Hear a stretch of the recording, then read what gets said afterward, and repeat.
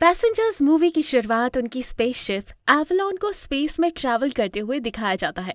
इस स्पेसशिप में 5,000 पैसेंजर्स और 258 क्रू मेंबर्स एक गहरी नींद में हाइबरनेशन पॉड में सोए होते हैं।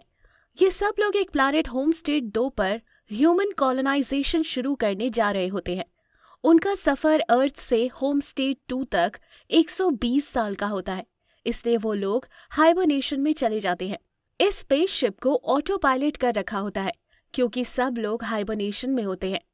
अचानक से ये स्पेसशिप एक एस्टेरॉइड बेल्ट के थ्रू जाती है, जहां स्पेसशिप की टक्कर एस्टेरॉइड से हो जाती है। उससे स्पेसशिप की शील्ड्स कमजोर होने लगती हैं और वो माल फंक्शन करने लगती हैं। ये स्पेसशिप खुद को रिपेयर करने लगती है, पर रिपेयरिंग के टाइम पर एक हाइबरनेशन पॉड एक्टिव हो जाता है और उसके अंदर का इंसान 30 साल के बाद ही जाग जाता है। अभी उसे और 90 साल का सफर तय करना होता है क्योंकि होमस्टेड 2 तक 120 साल लगते हैं। इस पैसेंजर का नाम जिम प्रेस्टोन होता है और वो एक मैकेनिकल इंजीनियर होता है। जैसे ही उसका हाइबरनेशन चैम्बर एक्टिवेट होता है, उसके सामने एक विजुअल मैसेज आता है जिसमें एक लड़की उसे मैसेज देती है कि उसने 120 साल का हाइबरनेशन का सफर तय कर दिया है और अब बस 4 महीने बचे हैं। वो लड़की उसे बताती है कि अब इन 4 महीनों में वो इस स्पेसशिप पर मजे कर सकता है, जैसे कि स्विमिंग पूल और रेस्टोरेंट में टाइम स्पेंड कर सकता है। जिम को वो मैसेज अपने आईडी कार्ड और कैबिन का भी इंफॉर्मेशन देती है। जिम बहुत एक्साइटेड होता है स्पेसशिप के दूसरे लोगों से मिलने के लिए, पर अभी उसे सच्चाई नहीं पता चली होती कि वो इस स्पेसशिप पर अकेला ही इंसान है जो नींद से जाग गया है, और वो भी 90 साल पहले। जिम अपने केबिन में तैयार होते हुए दिखाया जाता है और फिर वो एक क्लास में जाता है। वहाँ उन सब पैसेंजर्स को एक वर्चुअल टीचर पढ़ाती है, पर जिम क्लास में अकेला होता है और ये देखकर वो हैरान हो जाता है। जिम की वो टीचर उससे बताती है कि अर्थ पर एनवायरनमेंट खराब हो गया है और वो ओवर पॉपुलेशन का शिकार हो चुका है, पर असल में ये मैसेज 120 साल के बाद डिलीवर होना चाहिए था। माल फंक्शन की वजह से 30 साल के बाद ही डिस्प्ले हो जाता है। जिम बार बार उस विजुअल टीचर से पूछता है कि आखिर वो अकेला क्यों है, पर विजुअल टीचर जवाब नहीं दे सकती। फाइनली जिम स्पेसशिप में जाकर खुद बाकियों को ढूंढने चला जाता है। वो शिप के मेन हॉल में जाता है जहां उसे कोई नहीं मिलता। वो ऊपर रिसेप्शन पर जाता है जहां एक ऑटोमेटेड मशीन उसे इन्फॉर्मेशन देती है। वो उसे शिप के कैप्टन का पता देती है और अब जिम उस स्पेसशिप के कैप्टन को ढूंढने जाता है। वो उसे दरवाजे के बाहर पहुंचाते हैं, पर वहां के अंदर जाने का एक्सेस उसके पास नहीं होता है। जिम वहां दरवाजे की छोटी सी खिड़की से देखता है कि सब क्रू मेंबर अंदर सोए हुए होते हैं। फाइनली जिम अब स्पेसशिप की ऑब्जर्वेटरी में चला जाता है, जहां उन्हें पता चलता है कि वो अपनी मंजिल से अभी 90 साल दूर है। ये जानकर वो बहुत निराश होते हैं और उन्हें समझ नहीं आता कि वो क्या करें। फाइनली वो हॉल में रखी हुई ऑटोमेटेड मशीन से अर्थ पर मैसेज भेजता है कि वो जल्दी जाग गया है और अब वो क्या करे, क्योंकि वो खुद से हाइबरनेशन में वापस नहीं जा सकता। वो ऑटोमेटेड मशीन जिम को बताती है कि अर्थ से आंसर आने में 55 साल लग जाएंगे। ये सुन के वो और निराश होता है और वो सोचता है कि अब वो इतनी बड़ी स्पेसशिप में 90 साल तक अकेला क्या करे। जिम अब स्पेसशिप को एक्सप्लोर कर रहा होता है, तभी उसे एक बार दिखाई देता है। वो बार में जाता है। वहां वो देखता है कि बार टेंडर भी एक इंसान होता है। वो उससे बात करना शुरू करता है, पर फिर वो नोटिस करता है कि बार टेंडर में कुछ अलग था। जब वो बार टेंडर को पैरों की तरफ देखता है, तब उसे पता चलता है कि उसकी लोअर बॉडी तो मशीन की थी, मतलब वो एक रोबोट था। उस रोबोट का नाम आर्थर होता है। अगले दिन जिम कैंटीन में जाता है और वहां पर सारा खाना ऑटोमेटिकली जिम को मिलता है। फिर जिम अपना हाइबरनेशन चैम्बर ठीक करने का तय करता है। कुछ टूल्स इकट्ठा करके वो अपने चैम्बर पार्शियल वर्किंग कंडीशन में लाता है। वो उसके अंदर लेट जाता है, पर वो हाइबरनेशन नहीं कर पाते। इसके बाद वो सोचता है क्यों ना टूल से वो क्रू के चैम्बर्स में जाकर किसी एक क्रू मेंबर को उठा दे। फिर जैसे ही वो क्रू के अंदर पहुंचता है, कोई भी टूल उस दरवाजे को तोड़ नहीं पाता। जिम को क्रू के चैम्बर का एक्सेस नहीं मिलता। सब कुछ ट्राई करने के बाद जिम हार चुका था। अब वो स्पेसशिप में अकेला टाइम पास कर रहा था। उसकी काफ़ी बातें बारटेंडर आर्थर से भी होती हैं, जो जिम को हिंट देता है कि वो गोल्ड पैसेंजर्स का एक्सेस हैक कर ले, जिससे वो काफ़ी चीज़ें इंजॉय कर सकता है, जैसे movie theatre, basketball court etcetera. Gym वैसा कर लेता है और अब ऐसे रहते रहते उस स्पेसशिप पर 1 साल हो गया था। एक दिन जिम हाइबरनेशन पॉड्स देख रहा होता है। उसकी नज़र एक स्पेस सूट पर पड़ती है और वो उस स्पेस सूट को पहनता है और स्पेसशिप का दरवाज़ा खोल के स्पेस में चला जाता है। स्पेस का खूबसूरत नज़ारा देखकर वो दंग रह जाता है। वो इतने सारे लोगों में एक अकेला ह्यूमन था जो उस टाइम उस जगह पर स्पेस को विटनेस कर रहा था रियलिटी में। जिम स्पेस में जाता है पर उसे रोना आ जाता है क्योंकि उसके लिए ये मेंटल पेन बहुत ज़्यादा था। अब वो स्पेसशिप में वापस आ जाता है और अपना स्पेस सूट निकाल देता है, लेकिन फिर वो स्पेस शिप के गेट की तरफ स्पेस सूट के बगैर जाता है, इस थॉट के साथ कि वो सुसाइड करेगा क्योंकि उससे ये बर्दाश्त नहीं हो रहा था। जैसे ही वो गेट खोलने ही वाला था, उसका माइंड चेंज हो जाता है और अब वो भागकर वापस स्पेसशिप में आ जाता है। अब वो हाइबरनेशन पॉड्स के पास आता है और उसी टाइम उसकी नज़र एक लड़की पर पड़ती है जो अपने हाइबरनेशन पॉड के अंदर सो रही होती है। जिम को वो पसंद आ जाती है और उन्हें पता चलता है कि उसका नाम अरोरा होता है। जिम अब स्पेसशिप में डायरेक्टली चेक करता है जहां अरोरा का पैसेंजर इंटरव्यू उसे मिल जाता है। जिम अब अरोरा के पॉड के पास बहुत सारा टाइम गुजारना शुरू कर देता है और ऑथर से भी अरोरा की बात करता है। जिम के दिमाग में एक आइडिया आ जाता है कि वो अरोरा को हाइबरनेशन से उठा दे, लेकिन उसकी कॉन्शियसनेस उसे ये करने से रोक रही होती है क्योंकि अगर वो अरोरा को उठा दे उसका मतलब ये था कि उसको भी इस एंडलेस जर्नी का हिस्सा बनना पड़ेगा। वो अरोरा को जीते जी मारना नहीं चाहता था, पर हर दिन उनका पेशेंस अब कम होता जा रहा था और फाइनली एक दिन वो डिसाइड करता है कि वो अरोरा को जगा देगा। जिम फाइनली अरोरा को हाइबरनेशन पॉड एक्टिवेट कर देता है और अब हाइबरनेशन पॉड से वो बाहर आ रही होती है। जिम जल्दी से छुप जाते हैं ताकि अरोरा को पता ना चले कि जिम ने अरोरा को उठाया है। फाइनली जिम को अब अरोरा मिलती है और वो बहुत कंफ्यूज्ड होती है जैसे स्टार्टिंग में जिम था। जिम अरोरा को बताता है कि इस स्पेसशिप पर सिर्फ वो 2 जागे हुए हैं और वो उसे ऑब्जर्वेटरी में ले जाता है ताकि वो उसे दिखा पाए कि अब कितना टाइम है। ये देखकर अरोरा परेशान हो जाती है। जिम उन्हें क्रू मेंबर्स के चेंबर का बताता है और कैसे उनके पास एक्सेस नहीं है ये भी। वो सुन के अरोरा अपने हाइबरनेशन पॉड की तरफ भागने लगती है क्योंकि उसको कोई और सल्यूशन नहीं दिख रहा था। जिम उन्हें बताता है कि इसका कोई फ़ायदा नहीं। अब अरोरा बहुत उदास हो जाती है।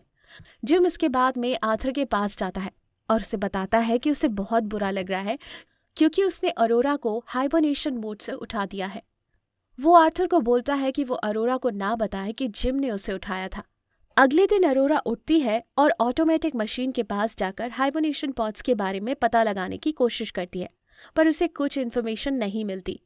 फिर जिम और अरोरा साथ में ब्रेकफास्ट करते हैं और अरोरा देखती है कि जिम 1 साल से एक ही ब्रेकफास्ट खा रहे थे। अरोरा के पास गोल्ड पैसेंजर की टिकट होती है और वो अब जिम को नया ब्रेकफास्ट खिलाती है। जिम ने हाइबरनेशन पॉड्स को ठीक करने का एम छोड़ दिया होता है, पर अरोरा अपनी पूरी कोशिश करती रहती है जिससे कोई रास्ता निकाल पाए। नेक्स्ट कुछ दिनों में जिम नोटिस करता है कि स्पेसशिप में छोटे छोटे माल फंक्शंस हो रहे हैं, पर वो उसे इग्नोर करता है।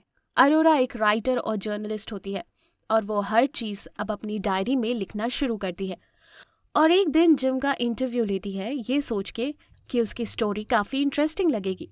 जिम उन्हें बताते हैं कि उसका होम स्टे 2 जाने का मकसद ये था कि वो एक नई दुनिया में अपनी जगह बनाना चाहता था। बाद में अरोरा उससे बोलती है कि उसके पास राउंड ट्रिप की टिकट है, जिसका मतलब वो होम स्टे 2 से वापस अर्थ पर जाना चाहती है।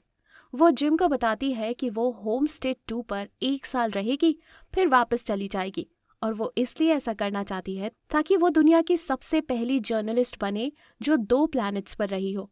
वो बिलीव करती है कि ये बेहतरीन स्टोरी बन सकती है। अब इसके बाद क्योंकि उन दोनों के पास कुछ करने को नहीं था तो वो टाइम स्पेंड करने के लिए सिनेमा, क्लब, बास्केटबॉल कोर्ट और बार में होते हैं। जिम अरोरा को आर्थर से भी मिलवाता है। जैसे जैसे दिन गुजरते जाते हैं वो दोनों क्लोज हो जाते हैं। फाइनली वो एक दिन डेट पर जाते हैं, डिनर करते हैं और इसके बाद स्पेस सूट पहनकर स्पेस वॉक पर जाते हैं। फाइनली उन दोनों ने स्पेसशिप में एक कपल की तरह रहना शुरू कर दिया होता है। उनका सारा टाइम एक साथ बीत रहा था। वो jogging, writing, breakfast, lunch, dinner सब साथ में करते थे। अब फाइनली जिम को रियलाइज़ होता है वो अरोरा को प्रपोज करेंगे। वो अरोरा को डेट पर बुलाते हैं उनके बर्थडे के लिए। डिनर के बाद वो लोग बार में चले जाते हैं। जिम प्रपोजल रिंग बाहर निकालने के लिए वॉशरूम का बहाना करके चला जाता है। इतनी देर में आर्थर अरोरा को बता देता है कि जिम ने ही उसे उठाया था। आर्थर को लगता है कि जिम ने अब तक अरोरा को बता दिया होगा। जैसे ही जिम वॉशरूम से आता है, अरोरा उस पर बहुत गुस्सा होती है। अरोरा वहां से गुस्से में चली जाती है और जिम से बात करना छोड़ देती है। नेक्स्ट दिन जिम अरोरा से बात करने की कोशिश करता है, पर वो उन्हें इग्नोर कर देती है। एक दिन अरोरा जिम के रूम में अकेले उन्हें मारती है क्योंकि उन्हें जिम पर बहुत गुस्सा आता है, क्योंकि जिम ने उन्हें उठा दिया होता है। अरोरा कहती है कि जिम ने उनकी जिंदगी बर्बाद कर दी। जिम माफी मांगते हैं और अपना साइड एक्सप्लेन करने की कोशिश करते हैं, पर अरोरा उनकी बात सुनने को तैयार नहीं होती। अब एक दिन अचानक से स्पेसशिप में एक बड़ा सा माल फंक्शन हो जाता है। एलिवेटर काम करना बंद कर देते हैं और फूड मशीन से खाना बाहर आ रहा होता है। स्पेसशिप में एक ट्री भी होता है जो जिम ने लगाया था। अब इस माल फंक्शन के दौरान एक अनाउंसमेंट होती है कि स्पेसशिप में पेड़ किसने उगा दिया। ये सुन के जिम और अरोरा शॉक हो जाते हैं, क्योंकि अनाउंसमेंट करने वाला तो कोई इंसान होना चाहिए। वो जल्दी से ट्री के पास जाते हैं और वहां देखते हैं ऑफिसर गस मानकुसो भी हाइबरनेशन से जाग गए हैं। वो दोनों गस से खुद को इंट्रोड्यूस करते हैं और गस को बताते हैं कि क्या प्रॉब्लम हुई। गस को समझ नहीं आता कि 3 पॉट्स कैसे खराब हो गए। गस फाइनली क्रू चैम्बर में जाकर चेक करते हैं और बोलते हैं कि स्पेसशिप में थोड़ी खराबी है, जिसकी वजह से ये माल फंक्शन हो रहे हैं और उसे ठीक करना पड़ेगा। उसके बाद गस अरोरा का पॉट चेक करते हैं और उसे समझ आता है कि जिम ने अरोरा को उठाया था। गस को हाइबरनेशन सिकनेस हो रही होती है और वो रेस्ट करने जाते हैं, पर अचानक से उनके मुंह से ब्लड निकलना शुरू हो जाता है। उस रात अरोरा स्विमिंग कर रही होती है और माल फंक्शन की वजह से स्पेसशिप में 0 ग्रेविटी हो जाती है, जिसकी वजह से अरोरा पानी में मरने वाली थी, क्योंकि जैसे ही अरोरा ऊपर की तरफ स्विम कर रही थी, पानी उसके साथ ऊपर आ रहा था। बहुत मुश्किल से वो बच जाती है और अब अरोरा, जिम और गस मिलके प्रॉब्लम डिस्कस करते हैं। गस अब स्पेसशिप को डिटेल में चेक करते हैं और बताते हैं कि 2 साल पहले शिप से कुछ टकरा गया था, जिसकी वजह से शिप का एक हिस्सा डैमेज हुआ था। इस डैमेज को फिक्स करना बहुत जरूरी है, वरना स्पेसशिप खराब हो जाएगी। अब वो तीनों डैमेज्ड हिस्सा ढूंढने लग जाते हैं, पर गस फेंट हो जाता है। जिम और अरोरा जल्दी से गस को स्पेसशिप के ऑटोमेटिक मेडिकल मशीन के पास लेते हैं, जिसमें ऑटो डॉक्टर उन्हें बताता है कि गस मरने वाला है और उनके पास कुछ ही घंटे बचे हैं। गस अब जिम को उनका आईडी ब्रेसलेट देता है ताकि वो स्पेसशिप में हर जगह एक्सेस कर सके, और इसी के साथ गस मर जाते हैं। फिर अचानक से स्पेसशिप की सारी लाइट्स रेड हो जाती हैं और स्पेसशिप जोर से शेक करने लगती है। जिम और अरोरा इंजीनियरिंग सेक्शन की तरफ जाते हैं, पर रास्ते में ग्रेविटी फेलियर होता है। इस बार आर्थर की फंक्शनिंग पर भी असर पड़ता है और आर्थर की मशीनरी टूट जाती है। जिम आर्थर को जल्दी से डीएक्टिवेट कर देते हैं ताकि वो डैमेज से बच जाए। फिर फाइनली जिम और आर्थर किसी तरह इंजीनियरिंग सेक्शन में पहुंच जाते हैं और उन्हें पता चलता है कि पावर प्लांट में कुछ डैमेज हुआ है। जैसे ही वो पावर प्लांट का लैच खींचकर गेट खोलते हैं, अरोरा फोर्स से खिंचती चली जाती है और उसके बाद जिम भी। वो देखते हैं कि पावर प्लांट वाले सेक्शन में एक एस्टेरॉइड से एक होल हुआ है और उसे वो दोनों बंद कर देते हैं। फिर उन्हें रियलाइज होता है कि पावर प्लांट के अलावा भी और फॉल्ट्स हैं। उन्हें दूसरा fault fusion reactor power plant के कंप्यूटर में मिलता है, जो उसे कंट्रोल कर रहा होता है। जिम उसके पार्ट्स रिप्लेस करते हैं। अब नेक्स्ट उन्हें इस कंप्यूटर के थ्रू रिएक्टर का वेंट खोलना होता है ताकि रिएक्टर में जो प्लाज्मा रिएक्शन है वो बुझ जाए, पर कंप्यूटर वेंट नहीं खुलता। उसका प्लान फेल हो गया था। अब उसके पास एक ही रास्ता था, वो ये था कि वो स्पेसशिप के बाहर जाके इस वेंट को मैनुअली खोले। जिम फैसला करता है कि वो स्पेसशिप के बाहर जाकर वेंट को खोलेगा। अरोरा जिम की स्पेस सूट लगाने में हेल्प करती है। स्पेस में जाने से पहले जिम अरोरा को गस का आईडी बैन देता है, क्योंकि चांस था कि जिम वापस ना आ पाए। अरोरा जिम को वापस आने के लिए बोलती है, क्योंकि वो उनके बगैर अकेले इस शिप पर नहीं रह सकती। फाइनली जिम वेंट के बाहर पहुंच जाते हैं, पर वहां पहुंचकर उनको रियलाइज होता है कि उनको हाथ से वेंट को पकड़े रखना है, वो खुला रहे और रिएक्टर के फ्यूम्स बाहर आ जाए। वो ये बात अरोरा को बताते हैं और अरोरा इस प्लान को सपोर्ट नहीं करती। जिम उन्हें बताता है कि इस शिप में बहुत लोग हैं जिनकी जान बचनी है। वो वेंट को खोल देता है और अरोरा को बोलता है कि कंप्यूटर से रिएक्टर वेंट कर दे। अब रिएक्टर से बहुत तेजी से गर्म फ्यूम्स बाहर आने लगती है और उसी फोर्स की वजह से जिम की रस्सी स्पेस शिप से अलग होती है और उनके स्पेस सूट में से ऑक्सीजन निकलने लगता है। जिम जल्दी से अरोरा को ये बताते हैं और उन्हें सॉरी भी बोलते हैं क्योंकि जिम को पता होता है कि अब वो मर जाएंगे। ये सुन के अरोरा जल्दी से दूसरा स्पेस सूट पहनती है ताकि वो जिम को बचाने चली जाए। वो स्पेसशिप का दरवाजा खोल जल्दी से स्पेस में चली जाती हैं जहां वो देखती है जिम स्पेस में फ्लोट कर रहे होते हैं और उनका स्किन वाइट हो रहा था। अरोरा उनकी तरफ जाने लगती है पर उसकी रस्सी छोटी पड़ जाती है। किसी तरह से अरोरा के हाथ में जिम के सूट की रस्सी आ जाती है और वो उन्हें स्पेसशिप में लाने में कामयाब होती है। पर स्पेसशिप में आके भी जिम कुछ रिस्पॉन्ड नहीं कर रहा होता है। वो एक लाश की तरह पड़े होते हैं। अरोरा से ये देखा नहीं जा रहा था और वो उन्हें रिवाइव करने की कोशिश कर रही थी। जिम अभी भी रिस्पॉन्ड नहीं कर रहा होता है। अरोरा उसे देखकर बहुत रोती है। अरोरा जल्दी से उन्हें ऑटो डॉक्टर के पास ले जाती है जो जिम को रिवाइव कर देता है। ये देखकर अरोरा को एक बहुत बड़ा रिलीफ मिलता है और वो जिम को माफ कर देती है। फिर बाद में वो दोनों आर्थर को ठीक करते हैं और कैप्टन गस को बरी करते हैं। जिम रियलाइज करते हैं कि ऑटो डॉक एक इंसान के लिए हाइबरनेशन पॉड की तरह बिहेव कर सकता है और वो अरोरा को बोलते हैं कि वो उसमें हाइबरनेशन कर लें। पर अरोरा जिम को अकेले नहीं छोड़ना चाहती और मना कर देती है। फिर जिम फाइनली अरोरा को प्रपोज करते हैं और वो अपनी लाइफ स्पेसशिप पर बिताना शुरू कर देते हैं। 88 ईयर्स के बाद ये स्पेसशिप होमस्टेड 2 के पास पहुंचती है और अब क्रू उड़ जाता है। क्रू को स्पेसशिप एक बहुत ही डिफरेंट तरीके से दिखता है। वहाँ पेड़ पौधे और बर्ड्स उड़ रही होती है। सब नेचुरल लग रहा होता है। इस सब के दौरान अरोरा अपनी और जिम की स्टोरी अरोरा की वॉइस में रिकॉर्ड में प्ले होती है। ये असल में अरोरा की बुक की रिकॉर्डिंग होती है। इसमें अरोरा बताती है कि हम लोग फ्यूचर के बारे में सोच सोच कर ऐसे ना हो जाए कि तुम प्रेजेंट लाइफ को बेस्ट तरीके से जीना भूल जाओ। अरोरा बताती है कि वो दोनों कैसे स्पेसशिप में एक दूसरे से मिले और उन्होंने उसी स्पेसशिप में कैसे अपनी लाइफ बिल्ड की। इस मूवी से हमने डिफरेंट साइंस कॉन्सेप्ट्स एक्सप्लोर किया। मोस्ट मूवीज में दूसरे प्लैनेट का सफर एक वार्म होल के थ्रू दिखाया जाता है जो अभी तक साइंटिस्ट्स ने डिस्कवर नहीं किया।